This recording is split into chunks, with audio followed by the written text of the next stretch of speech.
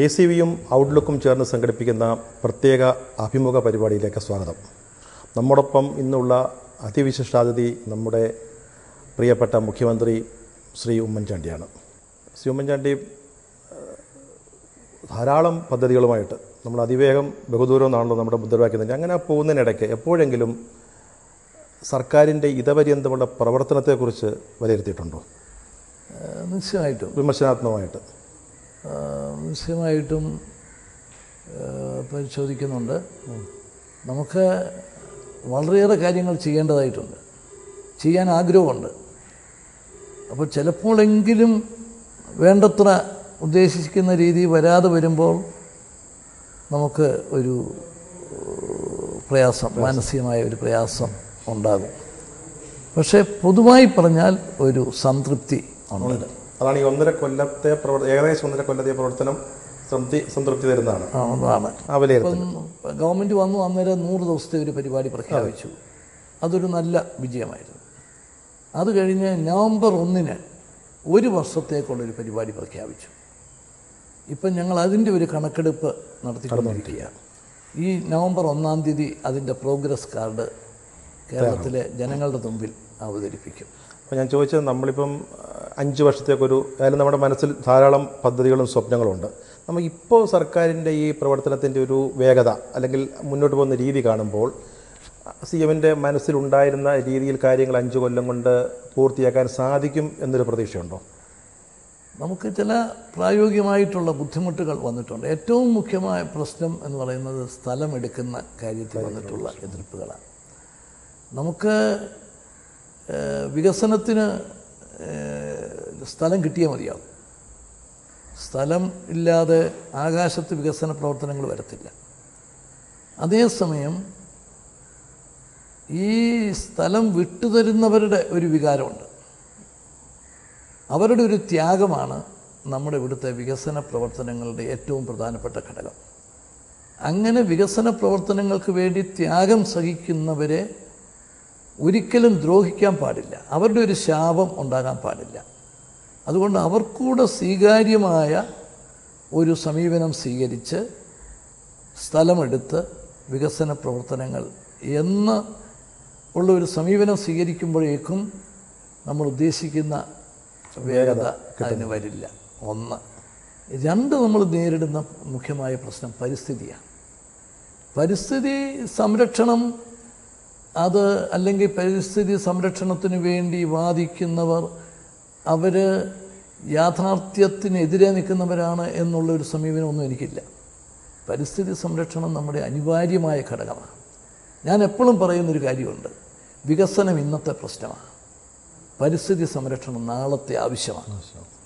നാളത്തെ ആവശ്യം വിസ്മരിച്ചുകൊണ്ട് നമ്മൾ ഇന്നത്തെ കാര്യം മാത്രം കണ്ടാൽ അടുത്ത തലമുറ ബുദ്ധിമുട്ടേണ്ടി വരും. നാളെ നമ്മൾ ദുഃഖിക്കേണ്ടി വരും. അപ്പം വികസനവും പരിസ്ഥിതി സംരക്ഷണവും അത് സമന്വയിപ്പിച്ചു കൊണ്ടുപോകണം. അപ്പോൾ സ്ഥലമെടുക്കുന്നതിലുള്ള ബുദ്ധിമുട്ടുകൾ ഒരു വശത്ത്, പരിസ്ഥിതി സംരക്ഷണത്തിന് വേണ്ടി നമ്മൾ നടത്തുന്ന പരിശ്രമങ്ങൾ അത് വിജയിപ്പിക്കേണ്ടതിൻ്റെ ആവശ്യകത കണക്കിലെടുക്കുമ്പോൾ അത് മറ്റൊരു ബുദ്ധിമുട്ട്. ഈ 2 ബുദ്ധിമുട്ടുകളുടെ നടുവിലൂടെയാണ് വികസന പ്രവർത്തനങ്ങൾ വേഗത്തിൽ കൊണ്ടുപോകാൻ വേണ്ടി ശ്രമിക്കുന്നത്.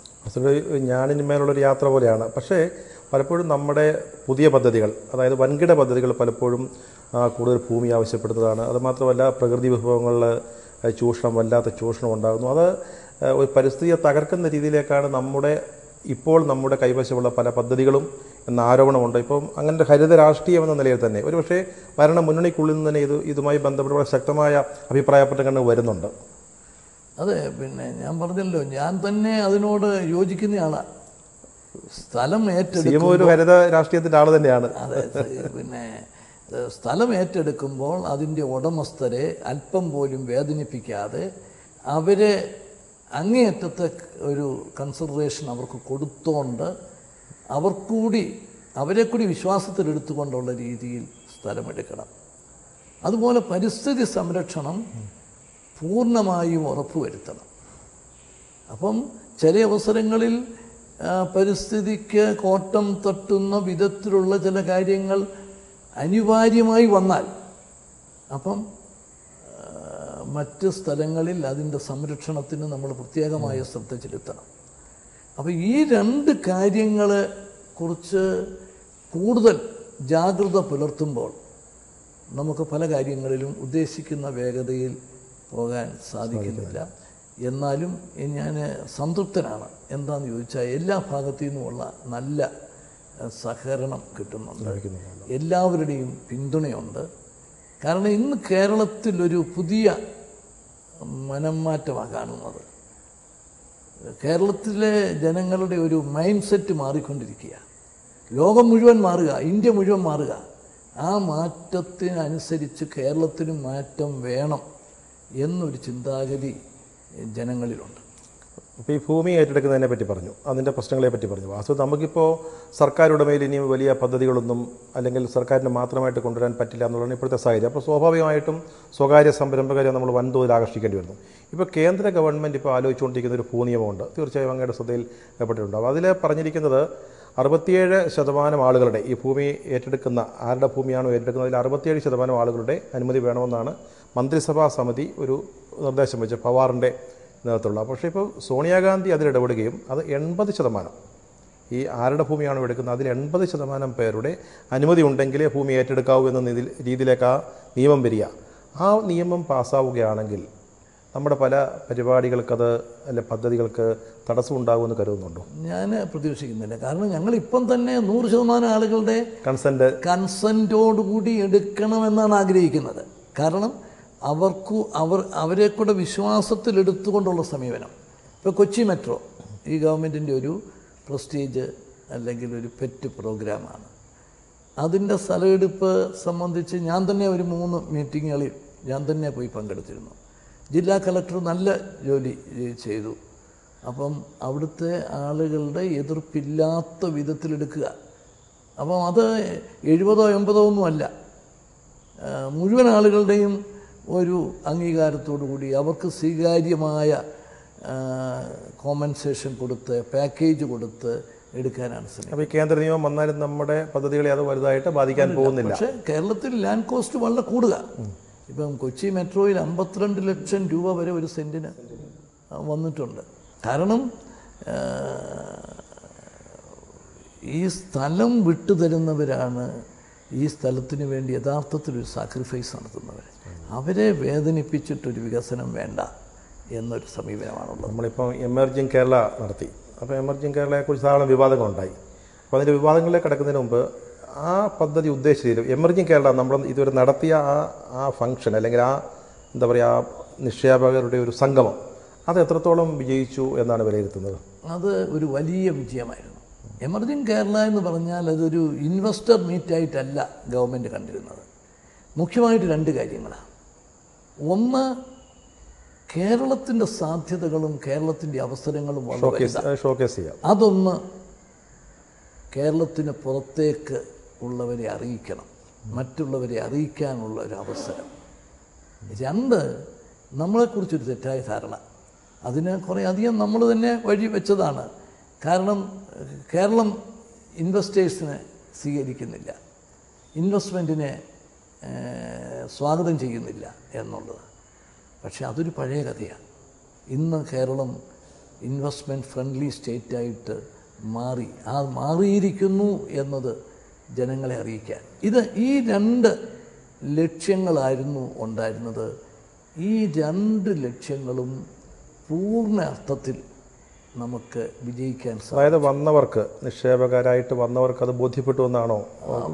ആ വിലയിരുത്തലാണോ ഉള്ളത്? ബോധ്യപ്പെട്ടു. വരാത്തവർക്കും കേരളത്തിന് പുറത്തു നിന്ന് എനിക്ക് അതിനുശേഷം വളരെയേറെ കത്തുകൾ കിട്ടി, ടെലിഫോൺ കോളുകൾ കിട്ടി. വരാത്തവർ പോലും ഒരു വലിയ ഇംപ്രഷൻ കേരളം സൃഷ്ടിച്ചിരിക്കുന്നു.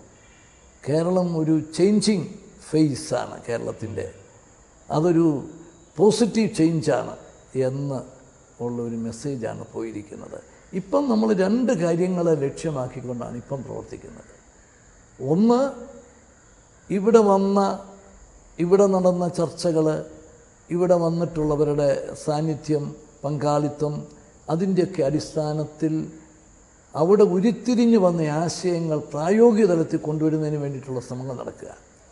ഓരോ ഡിപ്പാർട്ട്മെൻറ്റും അതിനു വേണ്ടിയിട്ട് കഠിനാധ്വാനം ചെയ്തുകൊണ്ടിരിക്കുക. അവരെ വിളിക്കുന്നു, അവരുമായി ചർച്ച ചെയ്യുന്നു, അവർക്ക് ആവശ്യമായിട്ടുള്ള കാര്യങ്ങളെക്കുറിച്ച് അവരുമായി ധാരണയുണ്ടാക്കുന്നു.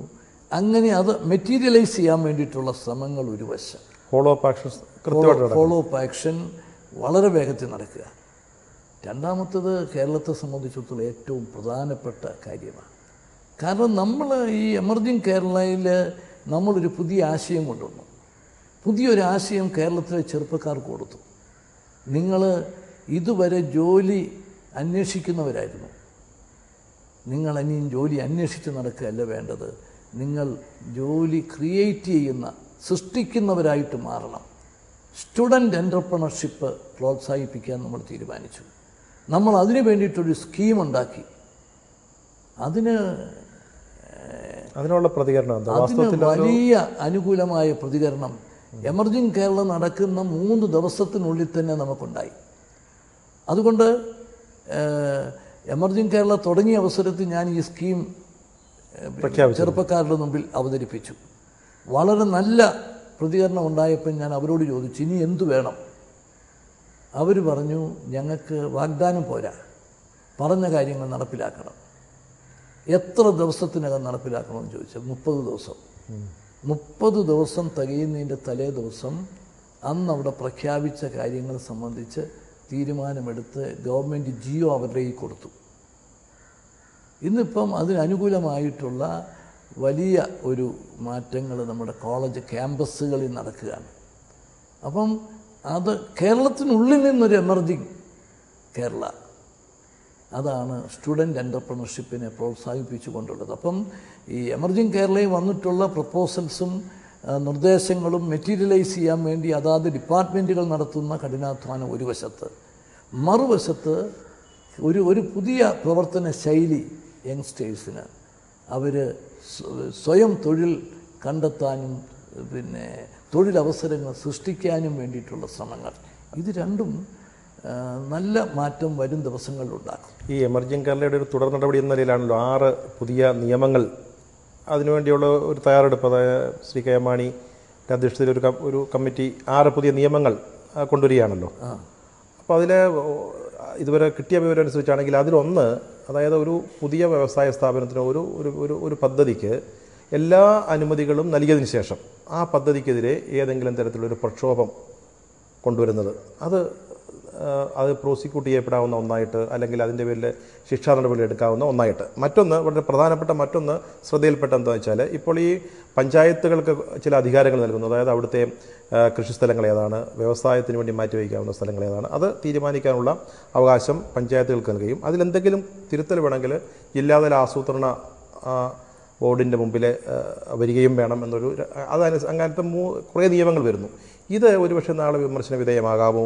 ഈ പ്രക്ഷോഭം നടത്തുന്നതിന് അനുമതി നൽകുന്നില്ല എന്ന് പറയുമ്പോൾ വ്യക്തി സ്വാതന്ത്ര്യത്തിന് മേലുള്ളത്, അല്ലെങ്കിൽ മറ്റൊന്ന് നെൽവയൽ നീർത്തട സംരക്ഷണ നിയമങ്ങളുടെ അത് ലംഘിക്കപ്പെടുന്ന രീതിയിൽ അങ്ങനെ വരാൻ എന്തെങ്കിലും ഉണ്ടോ? അങ്ങനെ എന്തെങ്കിലും അതിനെങ്ങനെയായിരിക്കാം കൈകാര്യം ചെയ്യാൻ ഉദ്ദേശിക്കുന്നത്? ഞാൻ ഒരു ജനാധിപത്യ പ്രവർത്തന ശൈലിയിൽ വിശ്വസിക്കുന്നയാളാണ്. നമുക്കതുകൊണ്ട് ചില അസൗകര്യങ്ങളൊക്കെ ഉണ്ടായേക്കാം, പക്ഷെ അന്തിമമായ വിജയം അതിലൂടെ നമുക്ക് നേടാൻ സാധിക്കൂ. അടിച്ചമർത്തലിനോട് നമുക്ക് യോജിപ്പില്ല. വെള്ളപ്പൻശാല നല്ല ഉദാഹരണമാണ്. അത് നമ്മൾ ജനഹിതം മനസ്സിലാക്കണം. ജനങ്ങളെ കൂടി കൂട്ടിക്കൊണ്ട് മുമ്പോട്ട് പോകാനായിട്ട് ആണ് ശ്രമിക്കേണ്ടത്. അപ്പം ചില പരിമിതികളുണ്ടാകും, പ്രയാസങ്ങളുണ്ടാകും.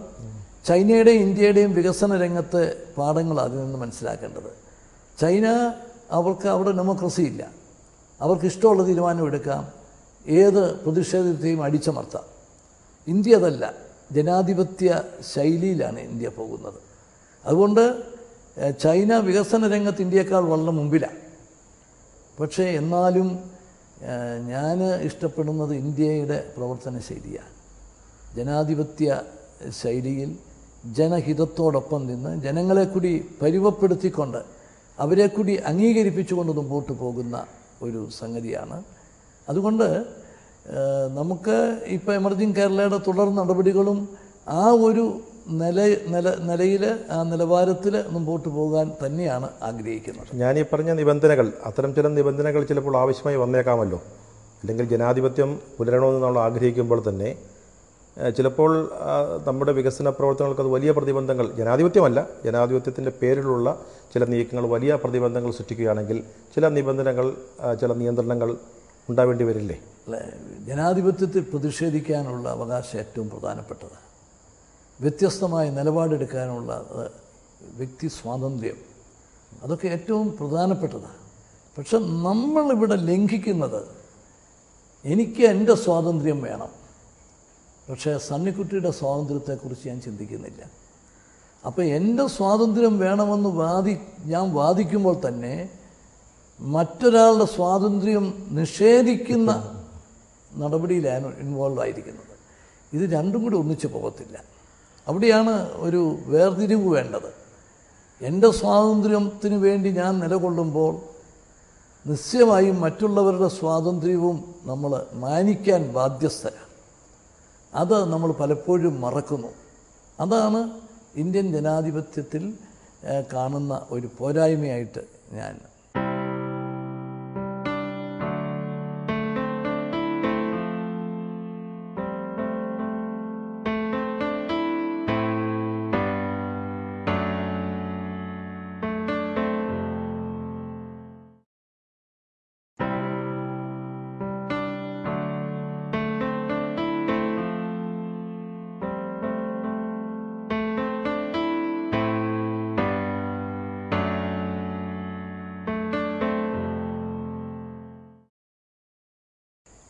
ഈ സർക്കാരിൻ്റെ ഒരു നയം അതിനെ നോക്കുമ്പോൾ കഴിഞ്ഞ സർക്കാരുകൾ അതങ്ങനെയാണ് പല കേരള മോഡലുകളും ഉണ്ടായത്. ഇതുവരെയുള്ള സർക്കാരുകളൊക്കെ പലപ്പോഴും വളരെ ക്ഷേമ പ്രവർത്തനങ്ങൾക്ക് ഊന്നൽ നൽകുക, അവിടേക്കാണ് നമ്മുടെ ബജറ്റിൻ്റെ മൂലധന ചെലവിൻ്റെ ഒരു വലിയ ഭാഗവും അത്തരം ക്ഷേമ പ്രവർത്തനങ്ങളിലേക്ക് പോയിരിക്കുന്നു. ഇപ്പോഴത്തെ സർക്കാർ അതിൽ നിന്ന് പിന്നോക്കം പോവുകയാണോ അതോ അടിസ്ഥാന സൗകര്യങ്ങൾക്ക് കൂടുതൽ, ഭൗതിക സൗകര്യങ്ങൾ കൂടുതൽ വർദ്ധിപ്പിക്കുന്ന സാഹചര്യത്തിൽ ഇതൊരു വലിയൊരു നയവ്യതിയാനമായിട്ട് കാണാൻ പറ്റുമോ ഈ സർക്കാരിൻ്റെ?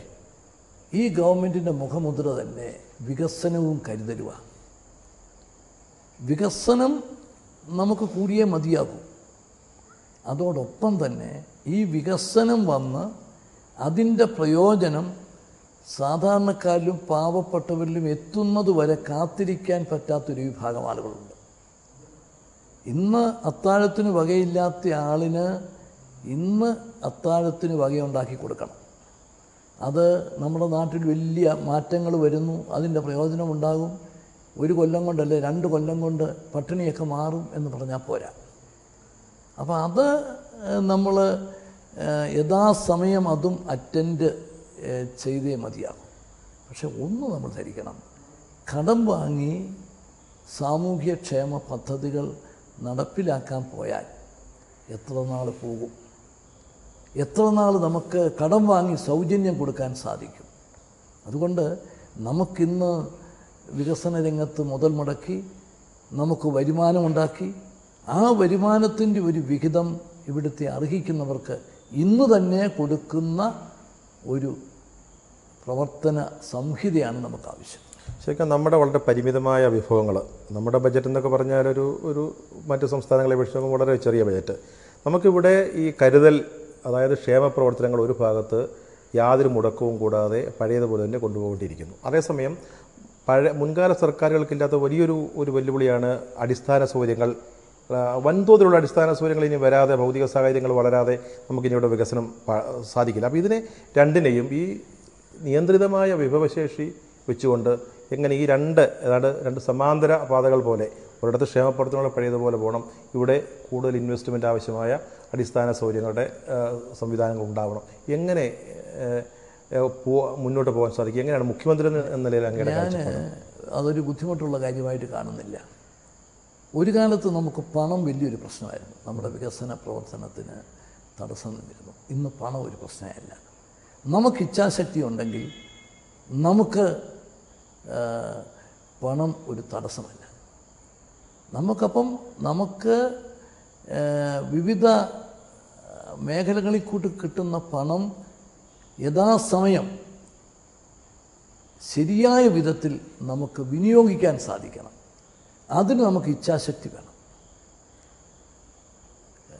അതിന് വിവാദങ്ങളുണ്ടാക്കി അല്ലെങ്കിൽ നിസ്സാരമായ പ്രശ്നങ്ങളുടെ പുറകെ പോകാതെ നമുക്ക് റിസൾട്ട് ഉണ്ടാക്കുക എന്നുള്ള ലക്ഷ്യത്തോടു കൂടി നമ്മൾ മുമ്പോട്ട് പോകണം.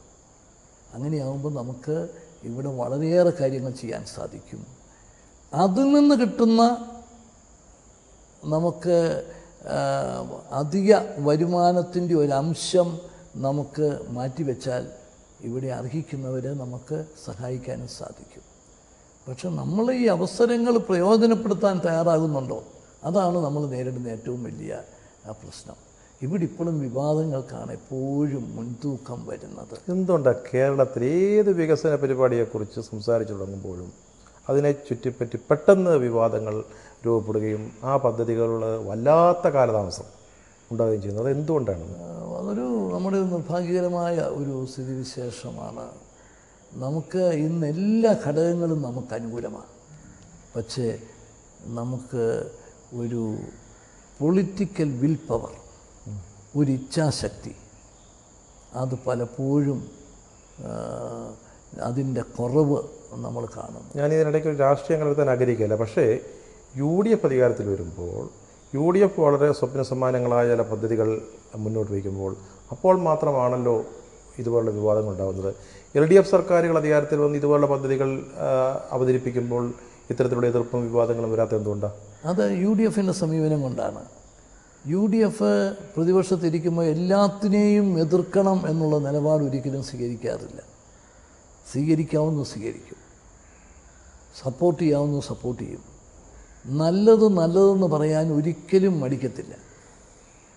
അതേ സമയത്ത് എതിർക്കേണ്ടത്, അഴിമതിയുള്ളത് ഞങ്ങൾ ചൂണ്ടിക്കാണിക്കും, എതിർക്കും. പക്ഷേ ഇടതുപക്ഷം പലപ്പോഴും കാര്യങ്ങളെ എതിർക്കുകയാണ്. പക്ഷേ അവരും ഇപ്പം പല കാര്യങ്ങളിലും അനുകൂലിക്കുന്നു എന്നുള്ള കാര്യവും എടുത്തു പറയാൻ ഞാൻ ആഗ്രഹിക്കുകയാണ്. ഇന്നിപ്പം നമ്മുടെ വേസ്റ്റ് മാനേജ്മെൻറ്റിനെ കുറിച്ച് ഓൾ പാർട്ടി മീറ്റിംഗ് ഉണ്ടായിരുന്നു. അവിടെ എല്ലാവരും സഹായകരമായ ഒരു സമീപനമാണ് സ്വീകരിച്ചത്. നല്ല ട്രെൻഡാണ്. കേരളം ഇന്ന് നേരിടുന്ന ഏറ്റവും വലിയ പ്രശ്നം ഈ വേസ്റ്റ് മാനേജ്മെൻറ്റിൻ്റെ പ്രശ്നമാണ്. പണമല്ല അതിന് പ്രശ്നം, പണമുണ്ട്, പക്ഷേ നമുക്ക് റിസൾട്ട് ഉണ്ടാക്കാൻ സാധിച്ചില്ല കഴിഞ്ഞ കാലങ്ങളിൽ. എന്താണ് പ്രതിപക്ഷത്തിൽ നമുക്കൊരു സക്സസ്ഫുൾ മോഡൽ ഉണ്ടാക്കാൻ സാധിച്ചില്ല. അതിൻ്റെ തിരിച്ചടിയാണ് നമ്മളിന്ന് അനുഭവിച്ചുകൊണ്ടിരിക്കുന്നത്. പ്രതിപക്ഷം ഉൾപ്പെടെയുള്ള എല്ലാവരും ഒരുപോലെ അതിനെ അനുകൂലിക്കുന്ന നിലപാടാണ്. നമ്മൾ കഴിഞ്ഞ ഒക്ടോബർ 2 അല്ലേ ശുചിത്വം ഒരു വലിയൊരു പ്രൊജക്റ്റായിട്ട് കൊണ്ടുവന്നത്. പക്ഷേ നമ്മൾ എത്രത്തോളം ഈ മേഖലയിൽ മുന്നോട്ട് പോയി എന്നാണ് മുഖ്യമന്ത്രി എന്നുള്ള നിലയിലുള്ള ഒരു വിലയിരുത്തൽ? നമുക്ക് ആ മേഖലയിലുള്ള നമ്മുടെ പ്രവർത്തന പുരോഗതിയിൽ ഞാൻ നിരാശനാണ്. ഞാൻ വലിയ അവകാശവാദങ്ങളൊന്നും ഉന്നയിക്കത്തില്ല. കാരണം എന്താണെന്ന് ചോദിച്ചാൽ നമുക്കൊരു ക്രെഡിബിലിറ്റി ലോസ് ഉണ്ട്. ജനങ്ങളോട് തദ്ദേശ സ്വയംഭരണ സ്ഥാപനങ്ങൾ പറഞ്ഞ വാക്ക് പാലിക്കാൻ സാധിച്ചിട്ടില്ല. ജനപ്രതിനിധികൾ പറഞ്ഞ കാര്യങ്ങൾ നടന്നിട്ടില്ല. ഗവൺമെൻറ് പറഞ്ഞ കാര്യങ്ങളും നിറവേറ്റാൻ സാധിച്ചിട്ടില്ല. കാരണം നമുക്കൊരു സക്സസ്ഫുൾ മോഡൽ ഇല്ലാതെ പോയി. അപ്പം അതിൻ്റെതായ തിരിച്ചടികളാണ് ഇപ്പം വന്നുകൊണ്ടിരിക്കുന്നത്. അപ്പോൾ നമ്മൾ നല്ല മോഡൽ ക്രിയേറ്റ് ചെയ്യേണ്ടതല്ലേ? അതെ, പുതിയ മോഡൽ ക്രിയേറ്റ് ചെയ്യാനാണ് ശ്രമിക്കുന്നത്. അതിന് പുതിയ ടെക്നോളജിയുണ്ട്, പുതിയ പദ്ധതികളുണ്ട്, അത് നമ്മൾ കണ്ടെത്തിയിരിക്കുന്നു. പക്ഷേ അതൊന്ന് നടപ്പിലാക്കാനൊരു സാവകാശവും അതിനൊരു അവസരവും വേണ്ടേ? അത് പറ്റുന്നില്ല. രാഷ്ട്രീയ കാരണങ്ങളല്ലേ പലപ്പോഴും അതിന് തടസ്സമായിട്ട് നിൽക്കുന്നത്? അത് രാഷ്ട്രീയ കാരണങ്ങളല്ല. ഇന്നിപ്പം കേരളത്തിലെ എല്ലാ രാഷ്ട്രീയ പാർട്ടികളും ഒന്നിച്ചാലും നടക്കാത്ത സ്ഥിതിവിശേഷമുണ്ട്. കാരണം ജനങ്ങൾ സഹികെട്ടു. അപ്പോൾ ആ അക്ഷമ മുഖ്യധാര രാഷ്ട്രീയ പാർട്ടികൾ ഒന്നിച്ചു നിന്നാലും അതിനപ്പുറത്തുള്ള ചില ആളുകൾ മുതലെടുക്കാൻ ശ്രമിക്കുകയാണ്. ആ ശ്രമത്തിൽ പലപ്പോഴും ഒരു വിഭാഗം ജനങ്ങൾ വശംവദരാകുന്നു. സോഷ്യൽ ആക്ടിവിസ്റ്റുകളെ കുറിച്ചാണോ പറയുന്നത്? ഞാൻ ആരെയും പ്രത്യേകിച്ച് പറയല്ല. അങ്ങനെ ഒരു പക്ഷേ ഒരു അരാഷ്ട്രീയവാദം ഉയർത്തിപ്പിടിക്കുന്ന ആളുകൾ അവർ വരുന്നു, അവർ ഒച്ചപ്പാടുണ്ടാക്കുന്നു, അതിൽ ജനങ്ങൾ ആകൃഷ്ടരാകുന്നു. കാരണം അവർക്ക് ഇന്നലെ വരെ ഉണ്ടായ അനുഭവങ്ങളുടെ അടിസ്ഥാനത്തിലാണ്. മുഖ്യധാര രാഷ്ട്രീയ പാർട്ടികൾ അവർക്ക് ഉത്തരവാദിത്വമുണ്ട്. ഇവിടെ വേസ്റ്റ് കിടന്ന് പ്രശ്നങ്ങളുണ്ടാകുന്ന പട്ടണത്തിലുള്ളവരോടും അവർക്ക് ഉത്തരവാദിത്വമുണ്ട്. ഇതുമൂലം ബുദ്ധിമുട്ടുന്ന ഗ്രാമത്തിലുള്ളവരോടും ഉണ്ട്. അപ്പോൾ ഇത് രണ്ടിനും കൂടി ഒരു വയാമീഡിയ ഉണ്ടാക്കാനായിരിക്കും രാഷ്ട്രീയ പാർട്ടിക്കാർ നേതാക്കൾ ശ്രമിക്കുക. അത് എക്സ്ട്രീമായിട്ട് ചിന്തിക്കുന്നവർക്ക് തൃപ്തികരമാവില്ല. അപ്പോൾ അത് മുതലെടുക്കാൻ ശ്രമിക്കും. തന്നെ പറഞ്ഞൊരു വലിയ പ്രതിസന്ധിയായിട്ട് നമ്മുടെ മുമ്പിലുള്ള ഏറ്റവും വലിയൊരു എത്രയും പെട്ടെന്ന് അടിയന്തരമായ ശ്രദ്ധ പരിഗണന വേണ്ട ഒരു പ്രശ്നം. ഇവിടെ എന്താണ് നമ്മളൊരു സർക്കാർ എന്നുള്ള നിലയിൽ ഒരു പുതിയ ഇനിഷ്യേറ്റീവ് അല്ലെങ്കിൽ ഒരു പുതിയ തുടക്കം എന്താണ് ആലോചിക്കുകയും നടപ്പാക്കാൻ ഉദ്ദേശിക്കുകയും ചെയ്യുന്നത്? പിന്നെ ഏറ്റവും പ്രധാനപ്പെട്ടത് ഡീസെൻട്രലൈസ്ഡ് വേസ്റ്റ് മാനേജ്മെൻറ്റാണ്. അപ്പം ഒരു 3 ലൈൻ സമീപനം നമുക്ക് വേണ്ടി വരും. പ്ലാസ്റ്റിക് ഈ മാലിന്യങ്ങളിൽ നിന്ന് വേർതിരിക്കണം. എന്നിട്ട് ആ പ്ലാസ്റ്റിക് സംസ്കരിച്ച് പുതിയ ഉൽപ്പന്നങ്ങൾ ഉണ്ടാക്കാൻ പറ്റുന്ന ടെക്നോളജി ഇന്നുണ്ട്. അതാണ് ഒന്ന്. പ്ലാസ്റ്റിക് വേർതിരിച്ച് കിട്ടുന്ന മാലിന്യങ്ങൾ അത് ബയോഗ്യാസായിട്ടും പൈപ്പ് കമ്പോസ്റ്റായിട്ടും മറ്റും അതിൻ്റേതായ രീതിയിൽ വിനിയോഗിക്കണം. ഡീസെൻട്രലൈസ്ഡ് വേസ്റ്റ് മാനേജ്മെൻറ്റ് സിസ്റ്റം നല്ല വിജയമാണ്. പക്ഷെ നമ്മൾ അതിന് വലിയ പബ്ലിസിറ്റി കൊടുത്ത് അതിന് വലിയ ഒരു ജനങ്ങളുടെ ഇടയിലൊരു അവയർനെസ് സൃഷ്ടിച്ചുകൊണ്ടുള്ള പോക്ക് പോകണം. മൂന്നാമത്തത് മേജർ വൻകിട പ്രോജക്റ്റുകൾ, അത് ആശുപത്രികളെ വലിയ വളരെ പ്രധാനപ്പെട്ട ഇതായിട്ടുള്ളത് അത് ഉണ്ടാക്കുക. അപ്പം ഇത് ഈ 3 തരത്തിലുള്ള ഈ സ്കീം കൊണ്ട് വേണം നമുക്കിതിനെ ഈ പാചകവാതകം ഒരു വലിയ പ്രതിസന്ധിയായിട്ട് വരിക, സബ്സിഡിയും മുതലായ പ്രശ്നങ്ങൾ. അപ്പോൾ ആ ഒരു സാഹചര്യം മുതലെടുത്തുകൊണ്ട് ഇത് ബയോഗ്യാസ് അതിന് കുറേ കൂടെ സബ്സിഡികൾ നൽകുക, കൂടുതൽ ഇൻസെൻറ്റീവ്സ് നൽകിക്കൊണ്ട് എനിക്ക് തോന്നുന്നു അവരുടെ വീടുകളിൽ തന്നെ 2 ദിവസത്തേക്ക് കത്തിക്കാനുള്ള പാചകവാതകം അങ്ങനെ കിട്ടുമെങ്കിൽ അവർക്ക് ബോധ്യപ്പെടുത്താൻ സാധിച്ചാൽ ജനങ്ങൾ ഒരുപക്ഷെ അതിലേക്ക് വരും. നിശ്ചയമായിട്ടും ഇപ്പം ബയോഗ്യാസിനും പൈപ്പ് കമ്പോസ്റ്റിനും എല്ലാം നല്ല അട്രാക്റ്റീവായിട്ടുള്ള സഹായങ്ങളാണ് ഗവൺമെൻറ് കൊടുക്കുന്നത്. 50% ഗവൺമെൻറ് വഹിക്കും, 25% അതാത് തദ്ദേശ സ്വയംഭരണ സ്ഥാപനങ്ങൾ കൊടുക്കും, 25% മാത്രമേ ഈ സ്വകാര്യ വ്യക്തി ചെയ്യേണ്ടതുള്ളൂ. അതും ഇപ്പം വീട്ടുവാടക ഇങ്ങനെ വീടുകളിലെ വേസ്റ്റ് സംസ്കരിക്കുന്നതിനുള്ള സംവിധാനമുള്ള വീടുകളിൽ വീട്ടുവാടകയുടെ 10% ഇളവ് കെട്ടിട നികുതിയുടെ 10% ഇളവ് കൊടുക്കാൻ തദ്ദേശ സ്വയംഭരണ സ്ഥാപനങ്ങൾക്ക് പെർമിസീവ് സാങ്ഷൻ ഗവൺമെൻറ് കൊടുത്തു കഴിഞ്ഞു. അപ്പോൾ അവർക്ക് അതുമൂലം ഉണ്ടാകുന്ന വരുമാന നഷ്ടം അത് അവർ സഹിക്കണം. 10% എന്ന് പറയുമ്പോൾ ഇപ്പം നമ്മൾ വീട്ടു വാടകയൊക്കെ അവർക്ക് പുതുക്കിയ നിരക്കനുസരിച്ചാണ് ഈടാക്കുന്നത്. അത് ഈ തദ്ദേശ സ്വയംഭരണ സ്ഥാപനങ്ങൾക്ക് ഫേസ് ചെയ്യാനൊന്നും ഒരു ബുദ്ധിമുട്ടും ഉണ്ടാവില്ല.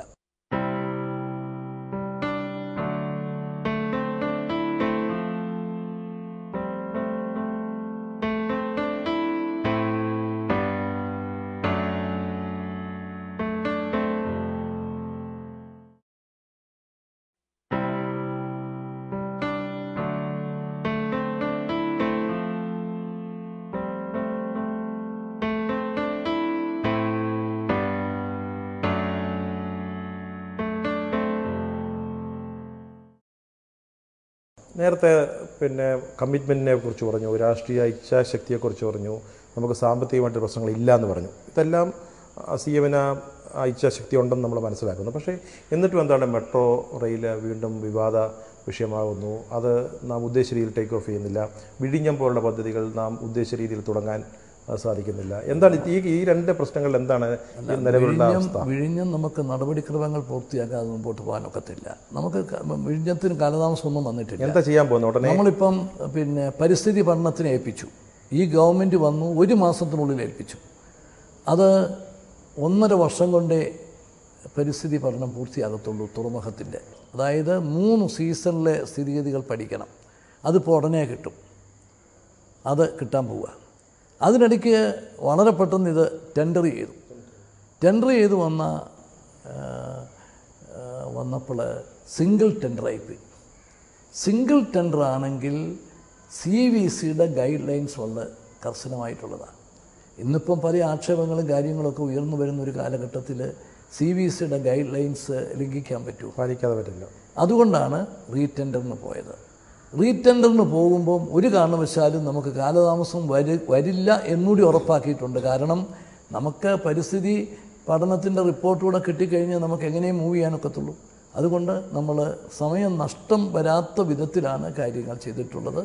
എത്രയും വേഗം അതിൻ്റെ അനന്തര നടപടികളെ പൂർത്തീകരിക്കും. മെട്രോയുടെ കാര്യത്തിലാണെങ്കിലും മെട്രോയുടെ കാര്യത്തിൽ ഈ ഗവൺമെൻറ് വന്നു, ഇമ്മീഡിയറ്റ് ആയിട്ട് അതിൻ്റെ കാര്യങ്ങളൊക്കെ നീങ്ങി, കേന്ദ്ര ഗവൺമെൻറ് അനുമതി കിട്ടി, വളരെ പ്രോഗ്രസ്സാണ്. പക്ഷേ ഇപ്പം നമ്മൾ പ്രതീക്ഷിക്കാത്ത വിധത്തിലുള്ള ഒരു സംവിധാനം വന്നു. നമ്മൾ TMRCയെ കൊടുക്കാനായിരുന്നു നമ്മൾ തീരുമാനം. അത് കേന്ദ്ര ഗവൺമെൻറ്റിൻ്റെ ക്ലിയറൻസ് കിട്ടുന്നതിന് മുമ്പതായിരുന്നു. കിട്ടിക്കഴിഞ്ഞതിന് ശേഷവും സ്റ്റേറ്റ് ഗവൺമെൻറ് എടുത്ത നിലപാടതാണ്. പക്ഷെ നമ്മൾ ധരിച്ചിരുന്നത് TMRC എന്ന് പറഞ്ഞാൽ ശ്രീധരൻ. നമ്മൾ ശ്രീധരനെ കണ്ടിട്ടുള്ളൂ. TMRC എന്നുള്ള പേരും കാര്യങ്ങളൊക്കെ കൊള്ളാം. TMRC ശ്രീധരൻ ശ്രീധരൻ എന്നുള്ളതാണ് നമ്മൾ കണ്ടത്. പക്ഷേ ഇപ്രാവശ്യത്തെ ഡയറക്ടർ ബോർഡ് വന്ന സമയത്ത് DMRCക്ക് ശ്രീധരനിൽ നിന്ന് വ്യത്യസ്തമായ ചില കാര്യങ്ങളിലെങ്കിലും ചില അഭിപ്രായങ്ങളുണ്ട് എന്ന് നമ്മൾ മനസ്സിലാക്കുന്നു. അതാണ് പെട്ടെന്നുണ്ടായ ഒരു പ്രശ്നം. അത് നമ്മൾ പ്രതീക്ഷിക്കാത്ത വിധത്തിലുണ്ടായ ഒരു ഒരു ഒരു ഘടകമാണ്. എന്നാലും നമ്മളത് പരിഹരിക്കാൻ ശ്രമിക്കുകയാണ്. നമുക്ക് ശ്രീധരൻ്റെ നേതൃത്വത്തിൽ DMRC തന്നെ ഈ വർക്ക് ചെയ്യണം എന്നാണ് നമ്മുടെ ആഗ്രഹം. അതായിരിക്കും കേരളത്തിലെ ജനങ്ങളുടെ ആഗ്രഹം. അത് സാക്ഷാത്കരിക്കാൻ വേണ്ടി ശ്രമിച്ചുകൊണ്ടിരിക്കും. എനിക്ക് തോന്നുന്നത് കേരളത്തിലെ ജനങ്ങൾക്ക് DMRC എന്ന് പറയുന്ന സ്ഥാപനത്തെ അല്ല വിശ്വാസം, ശ്രീധരനെയാണ്. അതെ. അപ്പോൾ അങ്ങനെയാണെങ്കിൽ ഈ DMRC ഇങ്ങനെ ഒരു കടുംപിടുത്തം ഇത്തരത്തിലുള്ള ഡൽഹിക്ക് പുറത്തുള്ള പദ്ധതികൾ ഏറ്റെടുക്കുന്നതിലുള്ള തടസ്സം, അങ്ങനെയാണെങ്കിൽ നമുക്ക് ജസ്റ്റ് ഒരു സജഷൻ പോലെ ശ്രീധരനെ തലപ്പത്ത് വെച്ചുകൊണ്ട് നമ്മുടെ കൊച്ചിൻ മെട്രോ ലിമിറ്റഡ് അങ്ങനെ ആ കമ്പനി അങ്ങനെ രൂപപ്പെടുത്താൻ പറ്റും. നമുക്കതിനകത്തൊക്കെ ഒത്തിരി പ്രശ്നങ്ങളുണ്ട്. നമ്മളിപ്പം കാര്യങ്ങൾ ശരിക്കും പഠിക്കാതെ ഞാൻ അതിനെക്കുറിച്ചൊന്നും പറയുന്നില്ല. പക്ഷേ പിന്നെ കേരള ഗവൺമെൻറ് ആഗ്രഹിക്കുന്നത് ശ്രീധരൻ്റെ നേതൃത്വത്തിൽ ഈ പ്രോജക്റ്റ് നടപ്പിലാക്കണം, DMRC നടത്തണം എന്ന് തന്നെയാണ് ആഗ്രഹം. പക്ഷെ നമ്മൾ പ്രതീക്ഷിക്കാത്തൊരു ടേൺ ഇതിനകത്ത് വന്നു ഈ ഡയറക്ടർ ബോർഡ്. എന്നാലും നമ്മൾ ആശ കൈവിട്ടിട്ടില്ല. ശ്രീധരൻ്റെ നേതൃത്വത്തിൽ DMRCയെ കൊണ്ട് തന്നെ നടത്തിക്കാൻ ഞാൻ പ്രധാനമന്ത്രിക്ക് കത്തയച്ചിട്ടുണ്ട്. അർബൻ അഫയേഴ്സ് മിനിസ്റ്റർ ശ്രീ കമൽനാഥിന് അയച്ചിട്ടുണ്ട്. നമ്മളത് വീണ്ടും ആ വഴിക്ക് തന്നെ ശ്രമിക്കുകയാണ്. നാളെ കഴിഞ്ഞ് ശ്രീധരനുമായിട്ട് ഞാൻ സംസാരിക്കുന്നുണ്ട്. അപ്പം ഇതൊക്കെ അന്നേരത്തേക്ക് ഇത് സംബന്ധിച്ചൊരു രൂപം ഉണ്ടാക്കാൻ സാധിക്കുമെന്ന് പ്രതീക്ഷിക്കുന്നു. അവസാനമായിട്ടൊക്കെ ഈ കേരളത്തിലെ ജനങ്ങൾ വലിയ പ്രതീക്ഷയോടെ കണ്ട ഒന്നായിരുന്നു ഈ സേവനാവകാശ നിയമം. വലിയൊരു പ്രതീക്ഷയായിരുന്നു. കാരണം നമുക്ക് ബ്യൂറോക്രസിയിൽ നിന്ന് സാധാരണ ജനങ്ങൾക്കുണ്ടാകുന്ന ഒത്തിരി ബുദ്ധിമുട്ടുകൾ, അതിനൊരു വലിയ മാറ്റം, ഒരു പരിധിവരെങ്കിലും വലിയ മാറ്റം, അതെവിടെ വരെ എത്തി? ആ ദിശയിലേക്കുള്ള നമ്മുടെ മുന്നോട്ട് പോക്കൊരൽപ്പം ഒരു കാലതാമസം വന്നിട്ടുണ്ടോ? ഇല്ല. നമ്മൾ നേരത്തെ തന്നെ തീരുമാനിച്ചിരുന്നത് നവംബർ 1-ാം തീയതി കേരള പിറവി ദിനത്തിൽ നടപ്പിലാക്കും എന്നായിരുന്നു.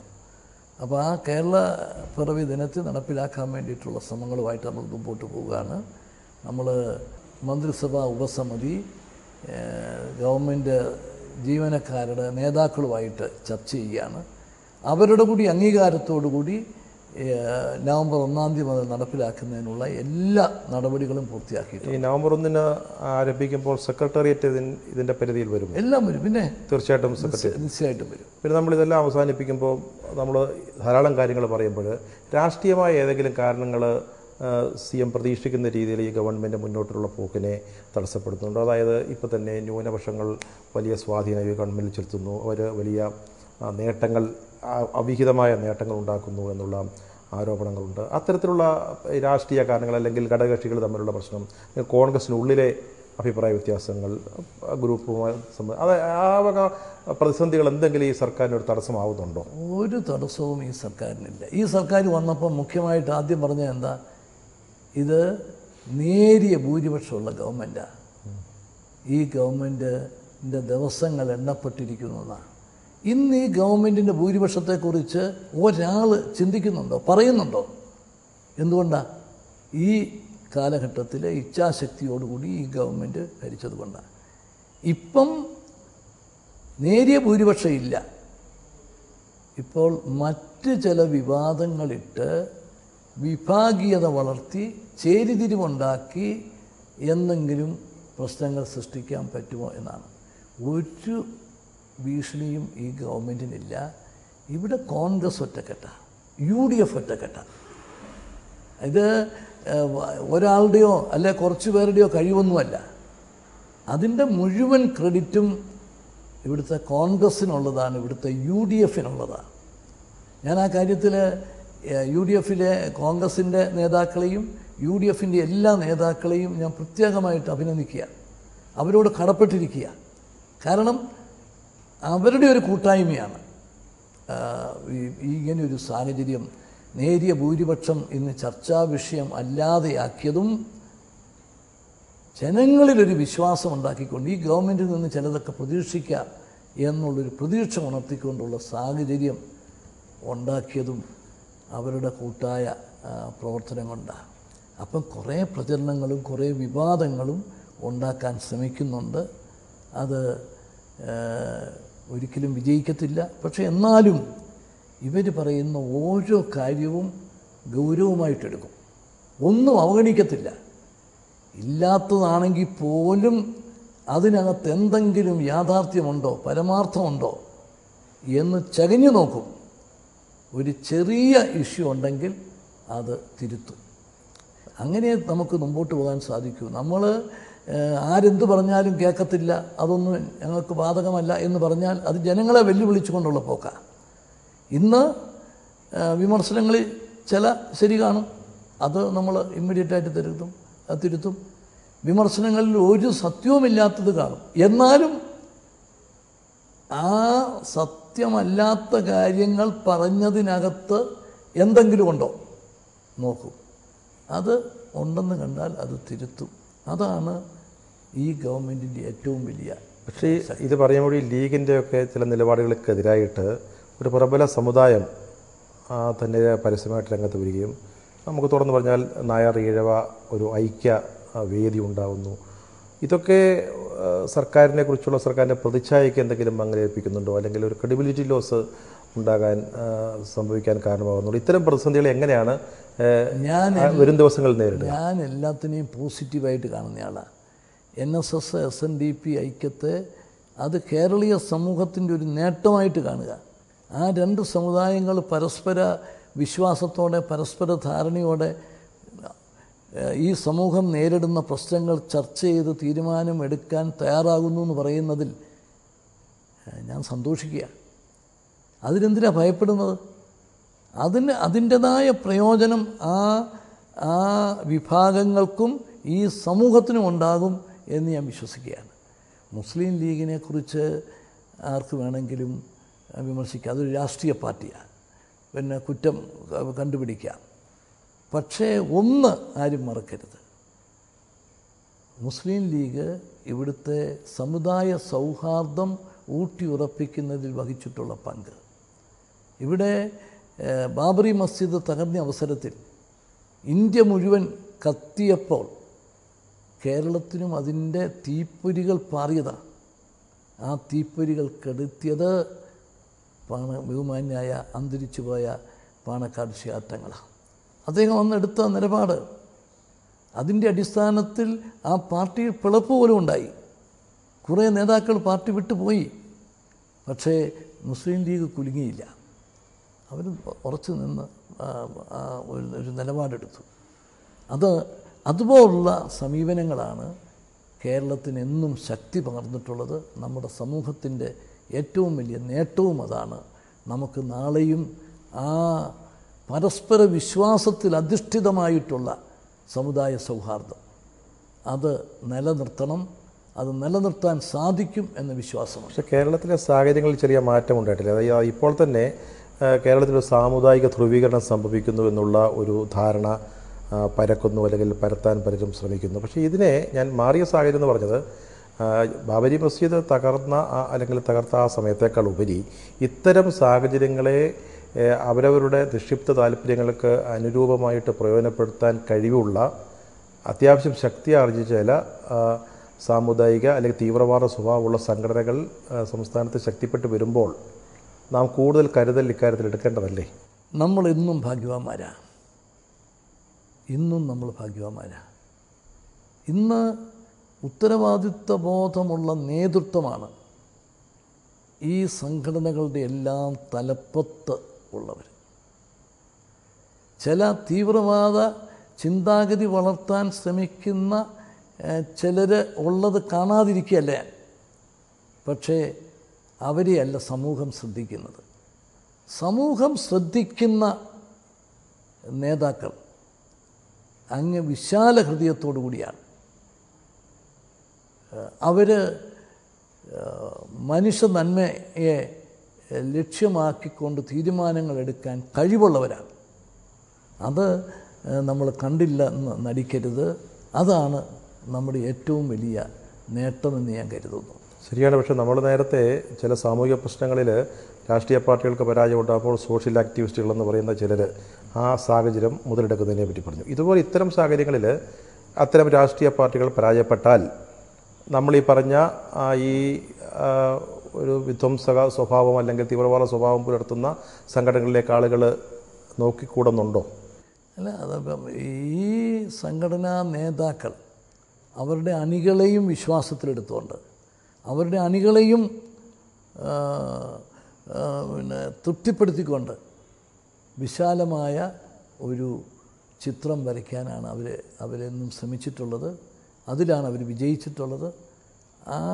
കൂടുതൽ ശ്രദ്ധ വേണ്ട ഒരു സാഹചര്യമാണോ ഇത്? നിശ്ചയമായിട്ടും അത് കൂടുതൽ ജാഗ്രതയോടുകൂടി പ്രവർത്തിക്കേണ്ട അവസരമാണ്. അത് അവസരത്തിനൊത്ത് ഉയർന്ന് പ്രവർത്തിക്കുന്നവരാണ് ഇന്നത്തെ ഈ നേതാക്കൾ എന്നത് നമുക്ക് വലിയ ആശ്വാസം നൽകും. നാളത്തെ UDF സർക്കാർ എന്തായിരിക്കും, എങ്ങനെയായിരിക്കും? UDFന് എന്നും ഒരു അജണ്ടയുണ്ട്. അത് ജനങ്ങളോടൊപ്പം നിന്ന് ജനങ്ങൾക്ക് സ്വീകാര്യമായ പ്രവർത്തനങ്ങളിലൂടെ മുമ്പോട്ട് പോവുക എന്നുള്ളതാണ്. കഴിഞ്ഞ കാലങ്ങളിൽ എല്ലാവരെയും തൃപ്തിപ്പെടുത്തി എല്ലാവരെയും കൂട്ടി നിർത്തിക്കൊണ്ട് മുമ്പോട്ട് പോവുക എന്ന ലക്ഷ്യത്തിൻ്റെ പേരിൽ ശരിയായ ചില കാര്യങ്ങളിൽ നിന്നും UDF പുറകോട്ട് പോയിട്ടുണ്ട്. ആ പോക്കിൽ നിന്ന് നമ്മൾ ദുഃഖിക്കുന്നു. ഈ സംസ്ഥാനത്തിന് പ്രയോജനം ചെയ്യുന്ന ജനങ്ങൾക്ക് ആവശ്യമായിട്ടുള്ള കാര്യങ്ങളിൽ നിന്ന് പുറകോട്ട് പോകാൻ പാടില്ല എന്നൊരു പാഠമാണ് ഇന്ന് UDF പഠിച്ചിട്ടുള്ളത്. അതുകൊണ്ട് ജനാധിപത്യ പ്രവർത്തന ശൈലിയാണ്, ജനങ്ങളെ വിശ്വാസത്തിലെടുത്തുകൊണ്ടുള്ള സമീപനമാണ്. അങ്ങനെയൊക്കെയുള്ള ഉയർന്ന തലത്തിലുള്ള സമീപനങ്ങൾ സ്വീകരിക്കുമ്പോഴും സംസ്ഥാനത്തിന് പ്രയോജനകരം ജനങ്ങൾക്കാവശ്യമെന്ന് പൂർണ്ണമായി കരുതുന്ന കാര്യങ്ങളിൽ ഇന്നലകളിൽ പുറകോട്ട് പോയതുപോലെ നാളെ പുറകോട്ട് പോകുന്ന പ്രശ്നമില്ല. അത് അവിവേകമായിട്ടോ അല്ലെങ്കിൽ ധിക്കാരമായിട്ടോ ആരും കാണരുത്. കാരണം നമ്മുടെ നഷ്ടങ്ങൾ കണ്ടുള്ള വേദന കൊണ്ട് പറയുക. നമ്മൾ ചെയ്യേണ്ട സമയത്ത് ചെയ്യാതിരുന്നതിൻ്റെ പേരിൽ നമുക്കുണ്ടായിട്ടുള്ള നഷ്ടങ്ങൾ, അതിൻ്റെ വേദനയിൽ നിന്ന് പറയുക.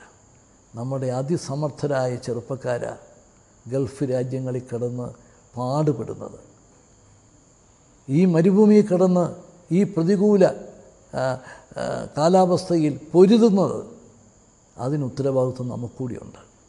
അത് അടുത്ത തലമുറയ്ക്ക് അങ്ങനെ ഒരു ഭാഗ്യക്കേടുണ്ടാകാൻ പാടില്ല. നമുക്കിവിടെയുള്ള സാധ്യതകൾ എന്താ? വളരെ വലുതാണ്. അത് പ്രയോജനപ്പെടുത്തിയാൽ ഇവിടുന്ന് ഇനി ഒരാൾക്കും കേരളത്തിന് പുറത്തേക്ക് പോകണ്ട. എന്തിന്? പുറത്തു പോയവരെ തിരിച്ചു കൊണ്ടുവരാനും നമുക്ക് സാധിക്കും. അതാണ് UDFൻ്റെ ഏറ്റവും വലിയ ലക്ഷ്യം. നമ്മുടെ അവസരങ്ങളും നമ്മുടെ സാധ്യതകളും പൂർണ്ണമായും പ്രയോജനപ്പെടുത്തി വരും തലമുറകൾക്ക് നമ്മുടെ നാട്ടിൽ കഴിയാനുള്ള അവസരങ്ങൾ ഉണ്ടാക്കി കൊടുക്കുക. തീർച്ചയായും ഇത്രയും സമയം ഞങ്ങളോടൊപ്പം ചെലവഴിച്ചതിൽ വളരെ സന്തോഷം. Okay, thank you.